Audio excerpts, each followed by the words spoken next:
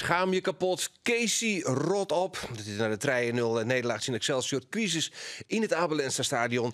En Cambuur, ja, wie vrouw Wasco voor reuzendoder Jong Utrecht. En toch ging het heel nog mis voor Jos Ulte, de trainer van Cambuur. Mijn naam is Erik Erma. Dit is de Sportcast van Omroep Friesland.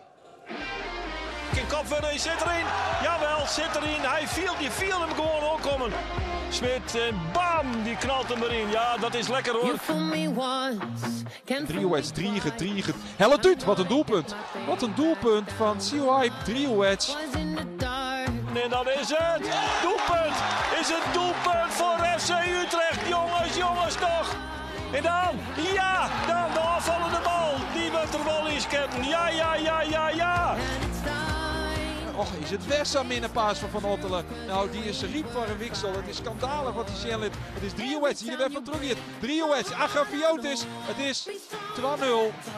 Parrot dan, 3-0. En nou is het Utrecht dat nog een krediet valt. Oh, dat is daar op het doellijn. En get die bal erin. Oh, dan get die bal er nog in.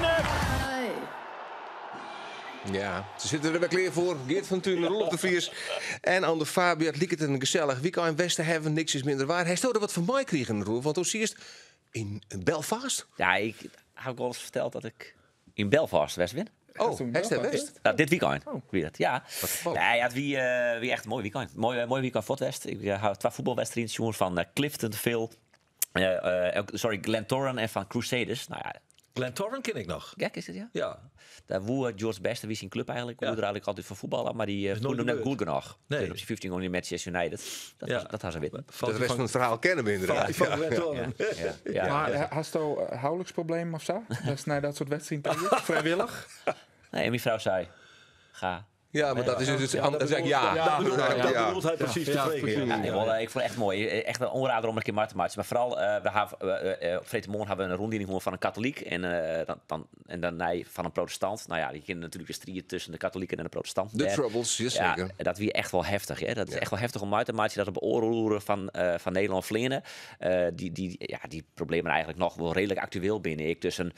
Ja, waar geloven, het is volle complexer dan dat natuurlijk. Ja. Maar net de volle uur in deze podcast, die jek je misschien helemaal aan. Maar ik vond het erg indrukwekkend. En dat is juist in het voetbal waarom? Want hij is katholieke clubs en hij is protestantse clubs. Zeker. Ja, Glentoran, dat ben we dan wijs. We gingen bijvoorbeeld maar naar Cliftonville. En toen zei die vastzetter die nodig is uit. Die zei, nou ja, 18 man kwamen er binnen in de boardroom. En die zei, mooi wel, maar dan wel bier drinken. Op 12 woorden. Maar oké, pilsje ging hier en toen zei hij, je moet geen familie naar Crusaders. Daar woerde hij eigenlijk voor erin. Want dat wie dan, hij zei weer katholiek en zij weer protestant. Ja, maar is dat sportief of is dat nog altijd een ambitie van die street van doen? Nee, het meeste is wel afvlakt. Je merkt er nog een heel soort van in de stad, omdat je overal hele agressieve muurschilderijen zag in die stad. Dus je zo bij de protestanten al die Britse vlaggen en aan de andere kant zo dat we meer Ierse vlaggen. Ja. Wat gematigder is het. En het niveau van het voetbal? Het is denk ik nog minder dan Harkema's Boys. Het is echt heel min niveau. Ja, dat was eigenlijk Harkema's Boys te kwaad, hè? Ja. Dat is wel de kopper van de tweede divisie. Ja, precies. Denk erom. Zie je wat volk op de tribune? Daar ben ik wel benieuwd naar. Ja, dat waren heel 1000 man. Dat vind ik net heel veel. Ja. Dat is wel een goed weekend uitkeers om voor te gaan. Want het wie... de vraag wie heeft er wat van mij kregen? Ja, zeker wel. Ik heb, maar ik heb net de hele wedstrijd voor Jervin, dus dat is wel een beetje lastig inderdaad. Ja, daar sturen we anderen een keer naar Jervin. Verliezen ze. Een keer net weg. Maar in mijn van Westfiet en Cambuur verliest bij allemaal sport. Ja. Zal ik zeggen? Ik kwam vreed bij de training van Jereveen en ik stierde met Sander van de Ljouwte Kranten. En op een gegeven moment de keepers wien op Moorfield en die komen op een gegeven moment op het trainingsveld en Noppert die shutters uw kant op. Nou, dat wist ik net zo vaak zeker. Ik zei, dat klopt. Maar, dat is weer. Misschien helpt het. Ja. Dus, dan meest wel wegkomen. Maar dan mag er nooit wegkomen. Ik denk net hetzelfde wat voor mij had bij Cambuur. Hetzelfde wat voor mij had bij Heerenveen. Die van heb ik van op het nooit meer anders. Zeg je dat dan? Ja. Dat is toch humor, hè? Humor.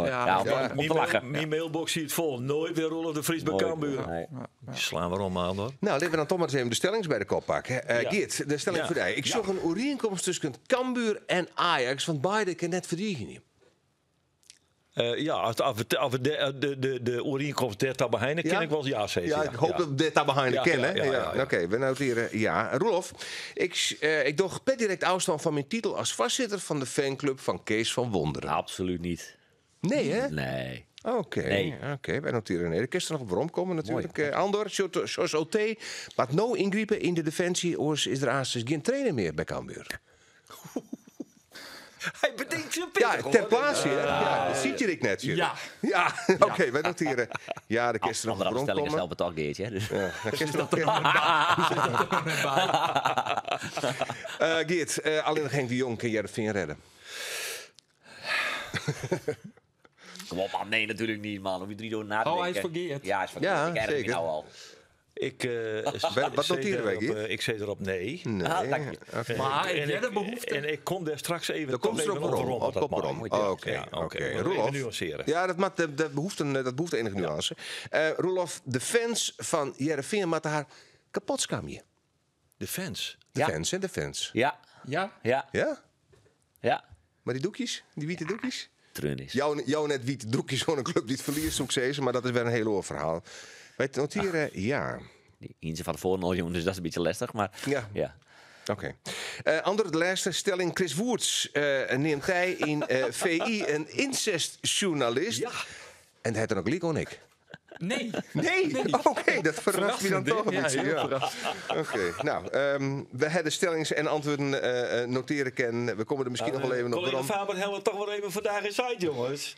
Wat zijn we beleven? Sure, dat volle hebben mensen gaat er naar sjuggen, want mijn telefoon is die regelen het mandje te doen. Ja? Al je appjes. Hier hoor ik. Ja. Oh, Ja, Ja. zeker. Krap Maar wat- 1 miljoen kijkers, jongen. Wat wil je nog meer? Maar wat een Ja. treun is, hé. Chris Woods. Man, Ja. man. Die man kon Ja, echt elke week nee, zitten. maar dat maakt het zeg maar niks van die uit. regionale journalistjes. Ja. Is maar- makkelijk, we verstaan ze niet. Staan ze niet. Makkelijk. Maar het is het Ja, platform het dat het op bracht wordt natuurlijk. Dat is natuurlijk wel uiteindelijk wat de impact verzwaart. Ja. Ja, zeker. Ja. Nee, maar dat maakt me wel in het vol uit. En dat die 6 journalisten zitten, ach, dat is een beetje treurig, maar prima.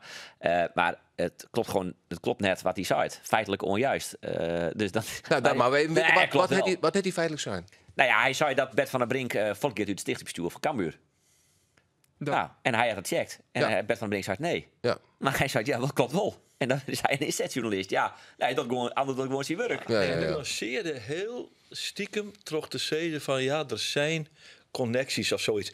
Hij nuanceerde het een beetje, Ja. Chris Woods. En dat is En natuurlijk toen echt, dacht ik van hé, dat is echt dat programma, want de nuance en daar komt hij maar wel. Hè. die ik in dat verhaal erin bracht, dat hij zei dan natuurlijk uithellen van Uiteraard. uitsturing. In dat Want- programma is geen plaats voor nuances. Nee, precies. Want daar heb ik ook bij zijn dat op dat moment dat ze spelen. Maar dat ik net uitsluiten dat hij in de toekomst misschien wel naar Feyenoord tageert. Want dat is zijn club. Ja, Ja. hij is toch Maar ja, fijn. dat we het eruit hellen. Ja. En, nou ja, wat Roelof zei. Dat je, jongens- als je het op inhoud net winnen kennen, dan maak je Nee. in Maar jongens, zitten wij misleiding. justitie net verschrikkelijk te verdwaald. Wij worden. houden Nou, ermee alweer op. eens Wij 12 houden ermee minuten op. Ja, over Chris ja, Woods het te is praten. oh ja, Dat van willen dik we hout dat zagen altijd met niet doen. planken en liet hem lekker terugzagen. Zo is dat. Ehm, Het is maar amateurmens. de probleem binnen dit staat natuurlijk bij Jervin.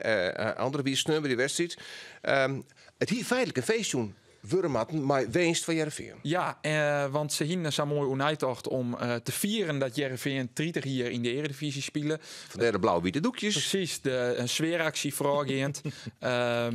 En de ploeg uit het jaar dat Jervin promoveerde kwam in het skoft het veld op om een ereronde te maken. Dus van tevoren wie er Feest. heel goed toen hij dacht. Leuk, Feestjoen. Het gezellig. enige wat Jervin als ploeg nog even wel moest winnen, de wedstrijd winnen. Ja, Nou ja, daarvan weten we erin. ja. Wij gaan het mis. Dan hebben we net genoeg gewoon een Nee. Ik werd het Nee, net het- mis. Lees een treis, nu werd het misgong. Poen. Nou, de eerste helft, de eerste 4 minuten aardig. Daarna zakte het als een kaartenhoers in elkaar. En je had net het gevoel dat de urgentie bij de spelers en staf van Jereveen libben dat als je 3 wedstrijden op riegen verlen had en je toespeelt in Excelsior, dat je wat rug te zetten hebben. Dat is het ontelend. Zit er Ja, naast die, op. ja, ik Ja. weet precies welke regel ik Maar is het echt het spul van Jervin wat het probleem is? Dat het zo min is? Nou, ik mis een beetje de gedachte erachter. In de eerste helft, ja, we hoeven het net te tactisch te maken, maar Jereveen kreeg gewoon geen druk op de opbouw van Excelsior. Olson moest terugstappen naar Niculescu. Dat kwam net goed uit de verven. Maar wat ik vooral mis is het mouwen opstroepen. En dat is heel makkelijk. Het ben van die termen, weet je, ik altijd naar tagriepen kennen. Maar altijd vechtlust is het minste toch wat jij nou ja, maakt. precies. En dat miste ik gewoon in die eerste helft. Totaal. Het wie simmerjong voetbal. Het wie heel nonchalant. Het wie flats. Het wie vlak. En dan denk ik, hoe is dat in vredesnaam mogelijk mogelijk als je 3 wedstrijden op rieren verlen had. Dan moet je juist maar het mes in de bek aan chinstanden verschijnen. En tuurlijk dat alles dan net slagen, dat is prima, dat kan, maar nou ja. Maar hij ze dan, Roelof, maar Van Wonderen, een trainer die het uitstraalt van krijg dat mes, dat denkbeeldige mes, en pak dat door dat tussen de torsken en geen de street, hoor. Denk ik net. Is hij de goede trainer op dit moment? Dus eigenlijk de vraag. Nou, ik denk wel dat Kees van Wonderen een goede trainer is. Alleen de vraag is in hoeverre hij zijn spelers nog breken kan. En dat is natuurlijk wel iets waar je afrekenen kan. Is die chemie er wel tussen de trainer en de spelers? Maar ik vind het. Dat is voorzitter van de fanclub van Kees van Wonderen, dat snap ik. Maar is Heerenveen, is Van Wonderen de man die Heerenveen op dit tijd nodig heeft? Nou, zo, ik vind, je wordt dan wel een beetje verwachten van de journalist die hier nou zit, dat een Heerenveen jou een keer Flen had, dat de zagen ingeet en dat we heel erg kritisch wijzen maar op Kees van Wonderen. En we mat ik wel kritisch wijzen. En ik op Kees van Wonderen. En ik denk net dat hij alles goed doet. Of goed dingen had. Alleen ik erger me een beetje onder het opportunisme. En daarom zou ik het publiek maar een beetje scamje. En hij hoeft van mij ik net voort. Ian, het had wel bewezen dat een trainer van Sturen haast nooit helpt. Dus dat is al iets van vind ik nou oké. Maar ik vind het een beetje treurig dat je dan als publiek daar zitten gaan. En dan maar dan vind ik sowieso al als volwassen persoon, maar zo'n wit zakdoekje, dat ik al een beetje, dat vind ik al een beetje treurig. Maar dat was wel vrij massaal dit keer. En dan denk ik, hoe kan dat nou? Het resultaat, puur op het resultaat. Ja, nee, maar dat snap ik wel. Maar en wat er toont wordt op ik mis het realisme, Dus ik vind het optimistisch, maar ik mis het realisme. Heerenveen had een club van ongeveer de 910e begrutting van Nederland. Maar het verschil tussen de 9 en de Santje en 18e plak is gewoon net zo heel groot. Dus Heerenveen kan, dat klinkt misschien een beetje hut of lullig, dat kan gewoon eens een keer verliezen van Excelsior. Je kan net voor jou een keer op Riegen verliezen. Tuurlijk, maar je dan kritisch wijzen, maar je afrekenen, zit het al je wel goed en klopt het al je wel. Maar ja, Heerenveen is gewoon net heel volle beter dan dit. Dit is het realisme wat er nou is. En dan ben je niet in heel hut en heel kritisch op de trainer. Dan denk ik, ja, maar daar luidt het probleem net. Het probleem luidt bij het financiële tekort, beleid, de ouderen, het inkeepje van spelers daar toch wat minder worden is. Ja, daar is er volgens mij volle meer problemen. Daar maakt het publiek en wij als journalisten volle hudder op wijzen en volle kritisch op wijzen. Dan nou een trainer die even de controle hoe zijn ploeg kwijt is. Maar waarvan ik nog wel denk dat hij dan wel op dit krijgen. Ja, maar goed, je binnen even de controle kwijt. Dat is natuurlijk even de vraag. Je verliest voor jouw wedstrijd en je liet een speltje op het veld. Waarvan je zeker kennen van nou, dat is niet goed genoeg. Nee, net voor Heerenveen. Dat is dan tegelijkertijd weer de andere kant. Het is wel zorgwekkend. Het spul wat ze gaan letten. Het is Feyenoord wie het al heel apathisch in. Go Eagles wie het ik heel min. En nou wie het weer heel min. En dan kon je de vorige keer nog zeggen, nou oké, Van Beek wie er dan net bij, Wallenmark net. De twee backs zijn wel echt zodanig matig. Maar voor de rest is het best wel wat kwaliteit in de ploeg. Dus ja. Maar als je dan sneun Siep van Ottelen, ik was kutter in sjoggen. Ja, dat is clear. Ja, dat ging gewoon net. Ik altijd wel verdedigen hier een beetje. Arjen wie wel anti-Siep, om het zo maar te zeggen. Ja. Anti-Ali en anti-Siep. Maar dat is wel clear. Hij had nou wel dusdanig volle fouten maken, gewoon te vaak de bal inleveren. Ik vind hem onder de bal wel goed. Hij is een goede voetballer. Maar ja, als je zo vaak de bal inlevert, dan is het gewoon klaar. Ja. Alleen wat is het alternatief, hè? Dus dat kan zeggen, oké, Van Ottelen leverde de pikken die bal in. Noppert had een aantal ketsers. Is dat dan een schuld van de trainer? Ja. Dan mag hij een order in zetten. De trainer stelt ze op, maar dat probleem laat inderdaad jippen. Want ik zei het in mijn verslag, idealiter hing je Siep van Ottelen, in het skof wisselen al rond een sneun. Maar je zit er met Sven van Beek, die nog geen 90 minuten spelen kan. Bogniewicz die het net fit is. Ja. Dus Bogniewicz moet eigenlijk achter de hoorn houden worden voor Van Beek. We troffen Van Ottelen een hele wedstrijd. Omdat er inderdaad niet achter de hoorn is. Omdat Nuno Meten net geschikt is op dat plak. Nee. Ja, dan leidt dat probleem inderdaad in die zin misschien minder bij de trainer en meer bij het geerstallen van een selectie. Want er is gewoon net genoeg kwaliteit op die posities onwezig. Nee. Wat is er nog allemaal Noppert? Ja, dat is ook een goede vraag. Want die eerste en die tweede goal, ik neem het geen blunders. Nee. Het ben geen grote flaters, maar je hebt echt net het gevoel dat hij hier er meer ontwang kan. Ja. En die eerste neigt wel naar een blunder. Die eerste, Ja, ik denk als het nou goed strekst en het is goed, dan is het dan pakt ze maar hier een hoorn. Ja. Ja, hij rekt hem wel met zijn hand, maar hij bokst wat heel op zaak. Wat heel We willen praten over, hij had hij zelf ook dat hij toch wel even in de zak en as zit na toen dat ik in de club kwam. Ik vrees me toch, ik wil een beetje Arjen of die blessure nog een rol spelen. Dat is een beetje. Het is een soort van Bill Lisk, zijn mat zien kan. Wat denk je dat hij daar nog last van heeft? Nou ja, dat is een beetje suggestief. Dus dat jou Ja. wat aan, maar dat. Nou ja, ik je eromheen wel eens dat toch wel een rol speelt. Ja. Ja, als je positie bij Oranje is natuurlijk. Ja, dat is net clear. net- Ja, nee, dat is clear. Hij zit nog wel in een voorlopige selectie, maar Olij erbij hellen. Dus er zijn veel keepers. Ik denk dat Andries Noppen de keeper weer niet afvalt bij de selectie van het Nederlands elftal. Ja. Dit keer, ja. Ja, nou, dat is wel heel spietig. Nou, Ja, maar- dat is heel spietig, want dat is natuurlijk een geweldig avontuur. Dus, en die voor is ook heel leuk. Dus die Noppert er in de goal. Messi wat provoceren. Afijn, dat bent toch legendarische beelden. Die dat je al viert er heel nooit afspeelt. weer. We zitten net bij my match misschien, maar je viert het ik nooit Hij weer. had echt van die modieuze termen nou in het voetbal, hè? Van overperformers. Overperformance. Hij is er ook last van? Zo Noppert een overperformer wijze. Zo die oerpresteert haar. Zo die eigenlijk boppen zien kunnen presteert haar de oren. Dat het eenmalig weer. Ja, net eenmalig, want als je iets oren hier doet, dan is het. Nee, precies. Maar- hij had natuurlijk wel heel goed keepte in die periode voordat hij selecteerd werd. Hij had het geluk gewoon dat Nederland gewoon keeperarm is, zal ik maar zeggen. Dan trekt nog hier blesseerd. En zo liet hij hem heel goed zien. En dan zei die Koeman, die dat even in hem zitten. Zegt, want de bondscoach is maar een mens. Die zit het al of net zitten in een speler qua persoon. Want hij qua persoon nogal wat indruk maken. Met zijn nuchtere, heerlijke, nuchtere instelling. Ja, dan ontstaat er een soort hype rondom zo'n speler. Dat zelfs de bondscoach net onderuit kan. Hij had het op het WK net heel erg verkeerd niet. En dat moeten we natuurlijk Nee, constateren. Ja, en dan als dat overperformance is, dan denk ik dat het antwoord wel ja is. Want dan komt het weer waarom op aarde. Best blesseerd, krijgt problemen. Er komt net een geweldige club. Hij voetbalt hem net financieel onafhankelijk. Bleef bij Heerenveen. Al die niks mis mee. Maar toch net geheel even de verwachting. En dan krijgt het inderdaad dus dat er even een dip in de prestatiecurve komt. Ja, en dat hij blesseerd is, dan houdt alles op. Dan ik dacht dat het clear weer, maar... Ja, dat denk ik Maar toch goed, dat weet ik niet, eigenlijk Nou, goed, dat mag weer Het is wel een beetje te verklaren, ja. En als dat overperformance zit, dan ben ik het er wel mee eens. Hij maakt in elk geval snel een goede indruk in het Abelense stadion. Dat hield dus ik voor verwonderen. Ja, we moeten dat toch nog maar even zo verwonderen hebben. De lulkens onder de fans weer redelijk breed, begreep ik, hè, van Dij.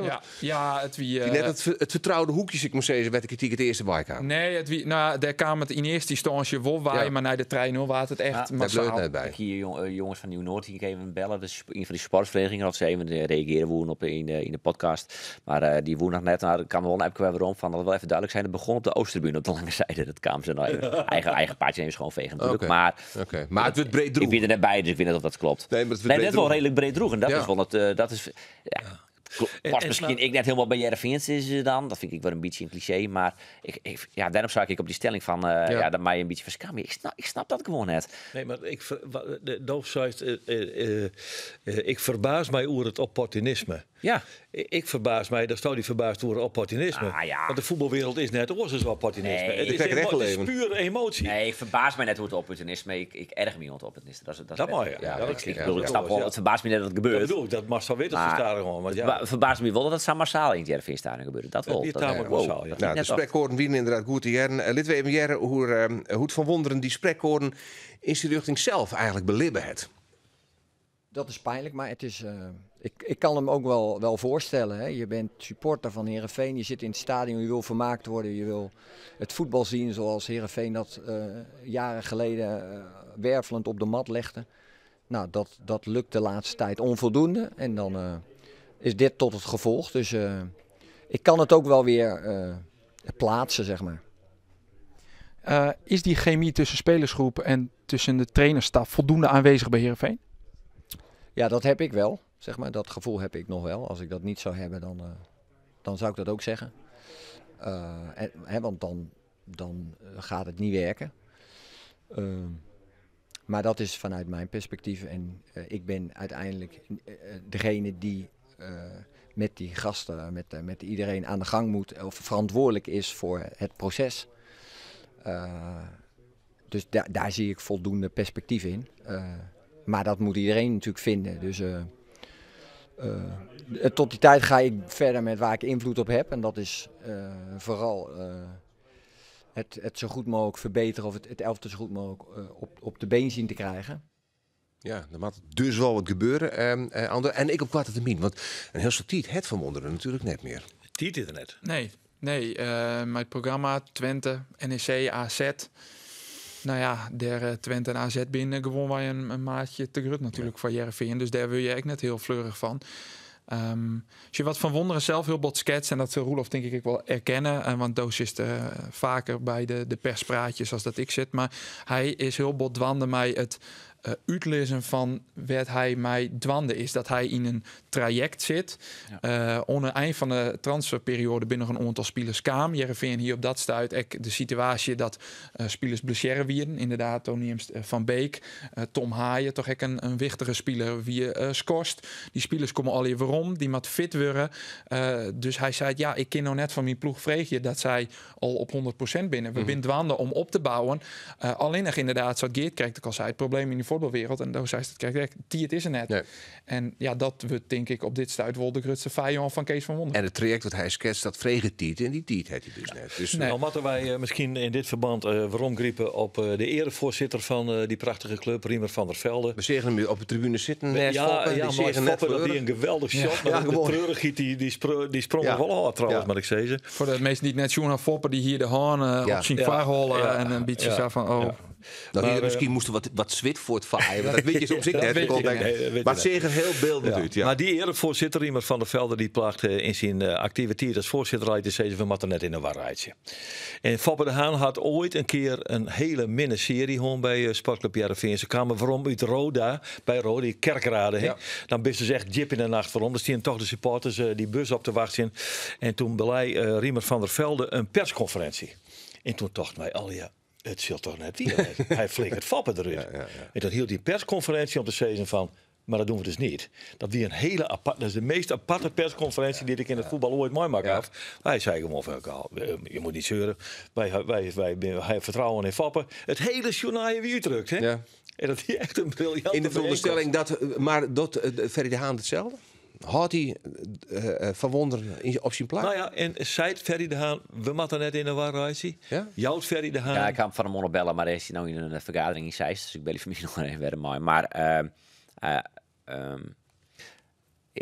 ik weet het net zeker. Zo, er is één ding wat me afvragen hoe dat nog zit tussen de spelers en Van Wonderen. Ik denk, dat hij doet chemie, hè? Hij doet chemie. Bij Wim Journalisten niet de club volgen, maar we zitten, wij zitten toch één keer in de 2 weken 8 tot 12 uur ben wij bezig met die club en that's it. En wij zijn net zulke dagen journalisten dat we constant maar alle spelers en alle geledingen en alle aandeelhouders van de club ontdekking binnen en belly. Daar hebben we gewoon het yield en want we toch ik andere dingen. Dat weet ik. Maar om het verhaal automatisch. Ja. Dus ik vind dat dan wel lastig om daarover te oordelen. Maar wat ik wel en wel eens viel, is dat Kees van Wonderen. Dat die vroeger als speler ik al eentje is die het maximale vergt van zichzelf, maar ik was die ploeggenoot en ik was die spelers. Dus hij is altijd bezig met professioneel wijzen, goed omgaan met trainen, ontwikkelen en daar constant mee bezig in. Ik zou zeggen de ideale kwaliteiten voor een trainer in de topsport. Nou ja, dat denk ik dus ik. Alleen je moet die spelers nog wel bereiken kunnen. En de vraag is een beetje of ik dat nog wel dwang kan. Het is in de generatie. Wat heb ik nog even op rondkomen? De wut toch ander op een gegeven moment vreeg om Kees van Wonderen iedere chemie tussen die en de spelersgroep. En dan zei het er, wat mij betreft wel. Ja. Maar chemie komt van 2 kanten. Ja, nee, absoluut. Daarom. Dus dat jij wil eens wat signaaltjes hoe ze binnen het heel massaal en ik weet niet hoe ik vind het moeilijk om te oordelen hoe representatief ze binnen, maar dat er soms misschien eens wat te hut traind wordt of dat die klik misschien een beetje ontbreekt. Ja, en daarom heb je wel een probleem natuurlijk. Tom Haaien die vindt dat er dus net alleen naar de coach wiest worden moet. De resultaten nu vallen tegen. Vanavond is wel een zeer pijnlijke, maar er zit wel een bepaalde gedachte achter waar we al heel lang met z'n allen mee bezig zijn. En het is ook niet... dit komt natuurlijk best wel hard aan bij ons allemaal. En wij willen ook het liefst gewoon het publiek geven wat ze willen. Dus ja, wat ik zei, het is ergens misschien wel logisch, maar te makkelijk om te zeggen dat daar geen chemie is. Ja, Tom Ik Haaien moet wel dus, zeggen, want dit fragment, ik heb de vraag 2 keer gesteld. Want Ja. ik vond dat er in de eerste keer net duidelijk nog antwoord joeg. En ik vind dat die er nou echt nog net... Je kan alle speculaties voortnemen. Toch gewoon te zeggen, is die geen... Ja, punt. Maar draait wat omheen. En nogmaals, het is een aanname te speculeren. Maar ik vind het net 100%. Maar ik vind er komt dan wat kritiek, is maar. Op, en dat is dan vooral rocht op Van Wonderen. En dan zit ik alles een beetje te volgen op social media. En dan denk ik, wat is nou de kritiek? Wat is nou de kritiek op Kees van Wonderen? En ik wil net weer die pet opzetten van Kees van Wonderen fanclub. Maar wat is nou de kritiek? Dat ze voor jou een keer op die verliezen. Ja, binnen statistieken en wat je zelf liet op het veld. En dat speel, ja. Ja, oké, maar iets specifieks. De linksback had hij niet moeten opstellen. Ja, hier een oor opstellen, Matten. Cyprottel is net goed. Nee, maar wat binnen alternatieven? Een oorsysteem? Daar is de kritiek ik net echt. De kritiek is ik net heel erg gericht wat dat betreft. Er is net echt kritiek van ik zeg, ja, daar ben ik het eigenlijk helemaal mee eens. Dat is dom dat hij dat ding in had. De resultaten die spekken natuurlijk op hemzelf. Voor hemzelf. Ja. Nee, oké, maar daar moet je dat dus even doorheen prikken, vind ik. En dan komt vanuit de publiekzijde het opportunisme. Ja. Want dan ben je boos en teleurgesteld. Ja. Wat je maar binnen, wat de emotie ik maar is. Ja. En dan hebben wij in het voetbal uitvoeren emotionaal dat er dan waait met mij witte dinkies. Ja. En die winnen toevallig even uitermate grootschalig, varierig. Ja. Goed, dan wat kriegen van onrust rond het stadion. Er wie nog wel wat bij de hoofd. Ja, dat wie wel wat. Wie net à la Arena. Nee, ik ken al die volle glimmer.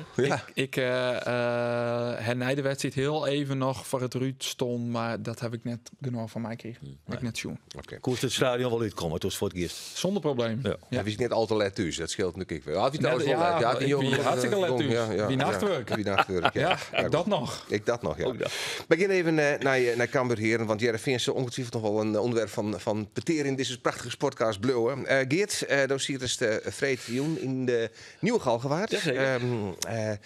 Ja, en de vraag is natuurlijk, we hebben Geervettingsjoen door de hele wedstrijd. Hoe wie toch in de goede giet mogelijk dat Cambuur daar verleer? Nou ja, we gaan het al even horen dat het verdediging net het sterkste punt is van Cambuur. Maar dan nog? Ja, dan nog. Nou ja. Het lijkt alleen nog bij de verdediging de probleem? Nou ja, ik vind verdedigend wel heel erg zwak, moet ik zeggen. Heer. En Smant wil er dan ook uit helpen, komt Bergsma er weer in. Zeg ik dat een enorme verbetering? Antwoord is nee. Dus zij hebben wel een probleem met de verdediging. En ze hebben natuurlijk ook een probleem met de continuïteit, zal ik maar zeggen. Dus het is te volle op en del. En er gebeuren, Cambuur, de kist Cambuur van alles weer nemen, maar ze ben met razend enthousiasme beginnen ze alle keren weer aan die wedstrijd. Ja. Dat is echt geweldig, heel leuk om te zien. Het publiek wil dat ik. En het publiek wil dat ik, om erend dat in zekere zin ik wil, hoewel de kritiek net mals wie ik van de supporterskant dit keer. Maar het punt is gewoon dat er in dat enthousiasme echt flaters maken worden. Als dat eerste doelpuntje van FC Utrecht. Dat begon eigenlijk al hij voelde in de tweede minuut. Dat begon eigenlijk al in de eerste minuut. Waarin de posities werkelijk aan alle kanten net bezet werden. Ja. En dan komt er zo'n man van Utrecht. Die komt er tussen die linies. Jongen, die kan nog een banaan eten. Die kan zijn vrouw nog bij. Die is heel uit op. Komt doelpunt aan schat. Gaat voor de televisie. Werkelijk net te leeuwen. En dan komen er 2 corners in. Dan wordt dat zo uitverdedigd. En dan staat die man nog vrij. Hè. Die neugen in pok. Die kopt hem erin. Ja, het smant hem wel makkelijk uitroepen. Want het wien heel iets trilken. Maar kom op, zeg. Wees een kerel in een 16. Moest even een kerel wezen. Ja. Dus dat, ja. En dan gebeurt er op slag van rechts zoiets dat ze zo'n man weer makkelijk zitten litten. En dan daar steer je weer achter. Dus, maar we moeten dit nuanceren. Cambuur, werd het om dat is bij Heerenveen ook wel zo. Verwachting bepaalt de mate van de teleurstelling. Ja. Dat is logisch. Ja. Nou, en dat is bij Heerenveen is kennelijk de verwachting wat te heeg. Dat merk ik bij Cambuur echt wel iets. Dan steen je plotseling tweede in die competitie. Ja. Dat is een geweldige start natuurlijk. Is fantastisch. Promoveren. Ja. Dat is net Cambuur, jongens. Je hebt echt weer Leeuwgeert 5 zoon. Tussen 5 en zoon. Dat is de positie van Cambuur. En wij maken deze onregelmatigheid het hele seizoen mooi. Daar is de groep te jong voor. Maar het enthousiasme is roerend. En we maken geweldige wedstrijden mooi. En we gaan nog op een ongelofelijke manier of de keteling. Ik denk, hoe is het nou toch mogelijk? Luister je naar de trainer. Die heeft er echt wel wat over te zeggen. Het is echt een patroon, hè? Zit patroon, maar die zit ik in een proces. Hij neemt hier wel een beetje een modewoord, maar zo is het wel. Het moet ik even de tijd houden. Dus ja, en wacht even. Jong FC Utrecht, wint van Rode JC, hè? Ja. Wint van Greens, hè? Ja. Ja. Reuzendoos. Reuzendoder, hè? Ja. Nou, even naar Ultese. Ja. Denk aan Helmond Sport, die eindfase. Waar we 1-1 staan. Je moet beseffen, het is 1-1 een moeilijke uitwedstrijd. Want het is hier gewoon moeilijk. Ja, dan is ook het besef, het is 2-2. Wat er ook gebeurt, het blijft 2-2. Wordt dit bij het proces trouwens? Ja, dat is een heel saai woord. En heel veel mensen moeten er vaak een beetje om lachen. Maar uiteraard wisten wij ook van tevoren wel. Een seizoen is geen stijgende lijn, is vallen en opstaan. Alleen je hoopt steeds minder diep te vallen en minder fouten te maken. Dan hebben zij onze fouten ook wel heel goed afgestraft. Want zoveel kansen hebben ze ook niet gehad, behalve de goals. Dus ja, logisch dat dingen erbij horen. Maar wel heel zuur dat het zo gebeurt. Vooral moet je 2 keer heel goed terug nog van een achterstand. Ja, het zag hier mooi weer omkomen inderdaad. Dat jet ik wel een beetje bij het speel. Dat is Is hij vechtlust, al hè? net op en ze Dat zetten ontbreekt toch- dus bij Heerenveen. Wat Cambuur dus Ja, wel nee, heeft. het enthousiasme en de strijdlust is werkelijk roerend. Maar het gaat ook een beetje om de killersmentaliteit. Ja. Wat hij zei, daar ben ik het wel mee eens. Dan is het 12-12, dan weet je... Volle meer zit er hier het net in. Dan moet je dan bevriezen. Dan zeg je, oké, we nemen genoegen met een punt klaar is. En Maar dan volle komt- meer zitten Joert net in. Kan weer het kans op kans krijgen. Ja, maar als ze net benut worden, dan kom je op een bepaald moment op het moment dat je Ja. denkt, dit is het dan dus kennelijk. Nee, ze maar de kans net benutten, dat Ja. weet ik maar niet eens. Ja. Maar zien we het constructieve spelen. Hey, vertel eens hoe die Defensie, die stiert net goed bij Cambuur. Hoe weet het maar die keeper? Want Reiziger die moest het dus van Yannick van Os opnemen. Oernemen. Van Os blesseerd. Ja. Wat vond je van Reiziger? Hoe die Nou ja, ik vind ik vond nog net dat hij hem heel bot onderskierde, mag ik eerlijk zeggen. En bij die laatste goal, daar gaat hij dus wel echt de fout in. Ja. Maar dat jouwt hij zelf ook wel daar trouwens. Ja, hij steekt daar gewoon in eigen boezem, wat dat om gaat. Ik kom daar eruit en hij mag vanuit die hoek mag hij hem er nooit in schieten. Die moet gewoon, ik moet die korte hoek moet ik afdekken. En die neem ik voor mezelf. Die neem jij voor je rekening, want hij mag eigenlijk ook niet schieten, toch? Daar vandaan. Nee, maar ja, uiteindelijk, hij kan daar voorbij gaan. Dat kan gebeuren. En uiteindelijk sta ik daarachter om zulke dingen goed te maken. Het is natuurlijk zuur voor mij dat die bal dan vanuit daarin gaat. Ik probeer me groot te maken en hij schiet hem net via mijn hand er nog in. Ja, daar reizen Als die het net nou- goed genoeg. als die dingen al bij elkaar optelt zijn, dus de Ja. kansen lezen litten, verdedigen net al te sterk acteren en dan zo'n wonderbaarlijke bal van de achterlijnen. Bij Tolm trouwens ook wel weer heel makkelijk te spelen dit, want die glieden alle kanten op, Ja. behalve de goeie is ik Is bezig. het glad, hè? Ja, het weer wel glad, ja. Bij die tweede goal zegt Tolder ik net goed uit. Het is... Nee. Soms denk ik wel eens van, ik weet net wat Leon Bergsma al heeft verkeerd die in had. Misschien de Arjen Soucezes, die mij de vriendinnen van Ulte wat. Maar Maar waarom het Bergsma het opstelt? nou ja, dat Nou vind ja, ik Minosa staat er gewoon wel om. Nou want ja, ik denk dat Bergsma nou wel weer in beeld komt. Want hij is wel zoekende, ULT, om naar dat centrale duo. Hè. Maar Bergsma is echt net... het is ook net een echte killer. Hè, in de zin van... Dat ik denk, god jongen, vroeger... opa vertelt, maar vroeger hier is Wim Suurbier. We noteren Wim Suurbier. Wim Suurbier. Hij ziet noemen? Ja, nee, hij leeft niet. hij leeft niet meer. Nee, maar maakt niks uit. Nee? Klein detail. Nee. Maar die deelde bij wijze van spreken in de spielerstunnel de eerste klappen. Ja. Straatvechter, ja. En dat was in die verdediging, die mat. dat heeft eigenlijk alleen nog Kaskili bij Cambuur. Voor de rest, Bergsma is een ideale skwanzoon, Tol is een ideale skwanzoon en Smant is dat ek. Ja. Ben hele aardige... leuke, sympathieke, fijne jongens. Fatsoenlijke jongens. Ideale schoonzonen. Ja. Maar die Kaskili, dat iedereen. Oh, die andere Fabers.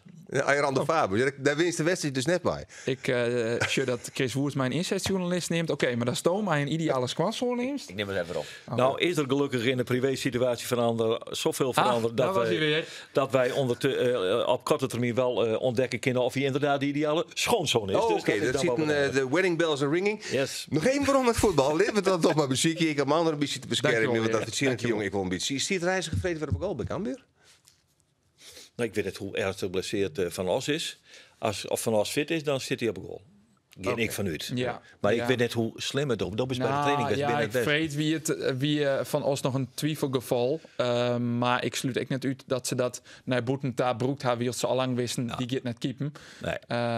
Maar inderdaad, mits fit dan zul Van Os keepen. En wat je Ze Thomas die hadden bij de laatste training, toen wie het een vraagteken van Vreed. Nou ja, dan mag je ervan uitgaan dat een week later dat van ons was. Zo niet denken. Maar er is wel op het heden met enorme... Het is heel moeilijk om erachter te komen wat spelers hebben. Hè? Want dat mag alleen maar op basis van die AVG, hè? AVG net meer verteld worden. Privacyregels. Vroeger zijn we gewoon heel les van de knibbel. Maar dat mag je al niet meer. Dat is een beetje ingewikkeld. Die is het nou nog, alleen je weet het net zeker. Hij zit er vrij goed in bij Cambuur natuurlijk. Er ben meer die dat zitten. Ja, hè? Oké. Ja, van binnen. Wij noteren incessus. Maar wist er verder nog wat over Van Os? Of sowieso over Cambuur? Nee, verder net. Nee, net in die zin... nee. Zien blessure. Oké. Heerenveen speelt dus nu het FC Twente. Dat is lastig. Hebben we dan Van Wonderen nog in de dugout, denk je? Ja, dat denk ik wel, ja. Ik sluit het net uit. Ik bedoel, zo simpel is het ik. Maar dat denk ik wel. Maar ja, het wordt wel steeds lastiger. Ja. Overigens, er weer nog een stelling over Henk de Jong. Oh, ja. Dat we nog even daar moesten we nog even op rond komen. Ik zal die stelling nog even, wat dat nou krijgt, mist het. Alleen de Henk de Jong kan Sport op Heerenveen redden, wie de stelling. En Geert zei nee, maar moet er wel even op rond komen nog. Nou ja, ik denk dat het antwoord inderdaad nee is, want dat zo een te grote status aan Henk de Jong, Jan. Het is natuurlijk een hele goede trainer en een man die weet wat hij wil in het ploeg een goed voetbal leren kennen. Ik in dit soort omstandigheden? Hij kan, als je een mooier moment is er eigenlijk weer om in te stappen. Nee. Ja, dat kan helemaal beter worden. Dat kan helemaal beter worden. Maar ik zei toch nee. Om verschillende redenen. A is het Heerenveen. Ja. En Henk de Jong die weet heel goed hoe gevoelig het lijkt dat hij de oerstap maakt van Cambuur naar Heerenveen. Hij had altijd zijn, nooit rechtstreeks van Cambuur naar Heerenveen. Zal ik nooit doen. Er moet er een station tussen zitten. Dus dat is al een hele praktische, toch om zelf wel een jonge reden. Reden 2 is dat ik denk dat Henk de Jong, maar dan nou vertel ik wat hij dwam had. En daarom zei ik dat mij. Ja. Henk de Jong die had hem ongelooflijk verboen aan Cambuur. Is ik het gezicht van Cambuur. En ik denk dat hij dat ik weer wurm had in de toekomst. Maar oren worden, hij moet hem nou rustig houden. Hij moet lekker trainen. Hij moet mooi met jong Cambuur wandelen. Die kan hij beter maken. Die kan hij talenten opleren. Hij kan scouten. Hij kan van alles. Hij kan uitermate nuttig wezen voor Cambuur. Dit is een ier wat je maar even accepteren moet. Dat je net in de top 12 draaien spelen. Dus nooit competitie hartstikke mooi. Dan rent het contract van Ulte jaar. En dan zeggen ze van Ulte, tiege tank. We gaan afscheid nemen. En dan komt Henk de Jong waarom in het Nijenstadion. En als er één is die de potentie van het Nijenstadion goed inschatten kan, dan is het Henk de Jong. Hij weet wat er dan mogelijk is. En dus moet Henk de Jong even dimmen. Want hij even aan het solliciteren. Ja. Willem II. Hij wil ze graag. Ja, hij wil ze graag. Ja, hij wil ze graag. Jongen, hij doet toch van alles. Ja. Dus Henkie, even dimmen. Maar zoals deze trainer? Ja, nu. Ja, oké. Maar het soort volgend jaar wijze kennen. Ja, zo kennen. Maar waarom had Henk het dan volgend jaar nemen van Omdat ik denk dat Henk de ideale trainer voor Cambuur is. Die in dat denk ik. Nee, minder. Ja, minder. Het is en dan doe ik hem net in zijn kwaliteit als trainer, maar het is een... Vind ik wel. Nee. Want sommige dingen die ben complexer als alleen het feit van... De rol van Henk de Jong, de manier waarop hij met deze club omgaat, et cetera. Enfin, heb ik goed zo. Ja. Dat is uniek. Dat is uniek. En dat maakt het hem echt tot een goede trainer. En het zou mij net verbazen, hè? Maar nou speculeer ik wel heel boord. Het zou mij net verbazen als Henk de Jong bij trainer werd van Cambuur, dat hij Sander van der Heijden Sofie krijgt om daar weer in mee te gaan. Ja, die gerucht ik wel ja. Dat gaat echt serieus. Dus, maar dan net fulltime. Nee, Sander is zakenman. Het Sander een ongelooflijke Sander het een heleboel dingen de pest. Maar er zijn wel een aantal dingen wat Sander de pest net on had. Het is toch wel, ik heb wel vaker ergeren, deze podcast. Hè? Dat is wel echt... vaker, maar vaker wel vaak, jong. Net een volle sleep, misschien komt het echt erop. Wat de volle bierentol voor de ja, dat denk ik. Wist je wel, ik gun Henk dat hij weer ontslag geeft en ik ben Cambuur en ik gun dat Cambuur prima al. Ja. Maar dan denk ik, dit gebeurt dus nou al op het moment dat Jos Ulte de trainer is. Dan denk ik, maar Jos Ulte is toch de trainer? Ja, zeker. En die doet het goed. Hij doet het goed. Hij doet het goed. Ja. Hij deed dat net om nodig. Hij doet het komende seizoen. Jos Ulte, wat ik absoluut zie contract uitzien, want dat verzint het. En het is een aardige man en het is een goede trainer. En hij weet echt alles van voetbal. Hij eet, drinkt en sliept voetbal. Fantastisch. Maar ja, zo gaat dat dan echt hoe kan weer. het dan? Dat Sto nou hier aan tafel staat, dat Henk de Jong vond hij de trainer wezen, maar zoals Ulte nou nog de trainer is. Dan denk ik, we zitten hier toch net te praten over van nou, misschien zo op de hand vond hij wel weer een keer van Kees van Vonderen. Dat zou toch een rare opmerking wezen. Ja, ik vind Dus, dat vind ik iets over context, Ja. maar toch. Ja. Het is natuurlijk, kijk, de fans van Heerenveen net maar die willen maar kortzichtigheid verwieten. En dat zoen je bij Cambuur ook wel dwang in. Ja. Want Ja. Jos Ulte is een oortype trainer wat ongesteld is bij Cambuur. En eigenlijk vanaf het moment zitten de fans tot op de heegste tribune om te ageren tegen hem, omdat hij een oortype trainer is. Is dat nog altijd zo? Ik had dat die gevoel dat het een beetje draait is. Doneem, dus een nederlaag. Lees de reactie, maar weer moet ik net van die ellende trap. Als Jos verstandig is, dan doet hij dat ook helemaal net. Nee, ik hoop dat het net Maar het sentiment rondom Ulte is bij de hudde kern van Cambuur net positief voor de trainer in kwestie. Ik had het idee dat ik wel wat ontverroring is, eerlijk zijn. Als ik op het riool zag en op forums, ik lees het altijd alles, maar wel geregeld. Like het SAS is ondervoor hier is een streepzet. Door de fans. Alleen nog bij het minste of geringste wat in zit. In dit geval een nederlaag bij Helmond of een nederlaag bij Jong FC Utrecht. Ik begreep ook wel wat zij. Want hij had het eigenlijk hartstikke goed in. Hij had het verzorgen dat hier afsluiten is. Ulte hek het nou hoor. Dat het zagrijn hartstikke goed is. Ik trouwens nee, wel prima. Nee, maar dat had hij, dat is mislukt. Er zit een protte zagrijn in de club. Dat had hij eruit weten te hellen. Hij had het goed afsluiten. Dat had hij er net in het laatste plak uit. Hij kent toch heel kritisch naar hemzelf te zijn. En dat ik maar de mensen binnen de club te bepraten. Uitermate kwetsbaar opstelt. Fantastisch. Hartstikke mooi. En nou hebben we dit. En hij wordt natuurlijk ook opzadelen met de beperkingen van een club als Cambuur. Want ja, die kennen een speelkeepje. Dat is heel ingewikkeld. Dus die moet het maar jonge jongens doen. Maar horen er zit wel een proces in. En dat zo goed gaan kennen. Dat zei ik net dat het verkeerd gaat. Maar het gaat om dat laatste setje. Hoe mag ik het zeggen? De mobilisatie van zo'n hele achterban richting dat nieuwe stadion. En dat zou het een geweldige set wezen van Cambuur om dat met Henk de Jong en Sander van der Heijden te doen. En dan zeg ik niks ten nadele van George Ulte. Absoluut net. Denk ik dat Atte Graaf die kant wel op wil? Die moet uiteindelijk die beslissing. Als je Etienne Rijn, dan is nou de man voor de lange termijn. Als het stadion clear is, vertrekt Atte Graaf, vertrekt Gerald van der Belt. Eindoefening. We winnen maar eind september, jongens. Dit ken alle kanten nog uit, inclusief de goeie, zeg ik dan maar even, om de cliché er even op tafel te lezen. Ik wil eigenlijk met hem daar naar de eind van deze uitzending, van deze sportcast, de Oertinkings. Zo woest dan wat, dat zegt we zien er nog lekker in. Ja, maar op een gegeven moment ophouden. Op zich moet ophouden. Dat geldt voor alle trainers en alle keepers. Maar wij kennen best. Hoe trainers, even hoe keepers. Geert bijna maar een K in het Fries. Geert, Daan Reiziger of Michael Reiziger? Michael Reiziger? Is hij nog? Ja, natuurlijk is hij nog. Ja. Maar die is coach van Jong Oranje. Ja. Wat moet ik ermee? Ja, niks. Dit is helemaal niks. Dan is het Daan. Oké, wij noteren het. Roelof, ik zie een voor die. Betocht toch een tweede partij. Glen Torren of Sportclub Heerenveen? Nee, dat wil Heerenveen. Toch wel Heerenveen, hè? Ja. Andor, deze zal die verrassen. Leon Bergsma of Marco Tol? Zo. Ja. Mag er niet. Nee, dat is hoe denk ik. Nou, dan ik wil eigenlijk wel langer nadenken, maar het is die het voor. Nee, maar gewoon even, maakt niet uit, joh. Het is die het voor Leon Bergsma. Even spontaan eruit. Ja, oké. Molly, tegen dank. Nee, we ben weer met een nagelnijers podcast. Bedankt voor het zien en graag tot dan.